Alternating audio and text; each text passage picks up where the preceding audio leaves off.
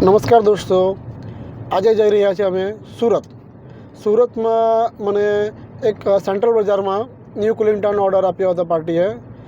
તો એ new cooling tower dispatch પહેલાં ત્યાં જે તૈયારી કરવાની છે એની માહિતી પાર્ટીને આપવા માટે જઈ રહ્યા છે સુરત. તો ચાલો મળીએ સુરતમાં. અત્યારે જે ટેમ્પરેચર છે કુલિંગ ટાવરના અંદર એ બહુ હાઈ ટેમ્પરેચર છે. અત્યારે મારા હિસાબથી 42ની આજુબાજુ છે. હવે આપણે છે ને આ જગ્યા ઉપર છે ને પહેલાં તો સૌપ્રથમ આ ડીજી હટાવવાનું છે અને આ જગ્યા પર આપણે 8 ફૂટ બાય 8 ફૂટનો 1 ફૂટ હાઇટનો કબૂતર ચોતરો બનાવવાનો. ત્યાંથી અંદરથી નોઝલ નીકળશે. એ આપણે આ જે 2 પાઇપ છે ઇનલેટ આઉટલેટ એના અંદર આજે ડીપમાંથી આપણે ફ્લાન્સ વેલ્ડિંગ કરીને બહાર કાઢશું. એક ઇનમાં જશે અને એક આઉટમાં જશે, બરાબર.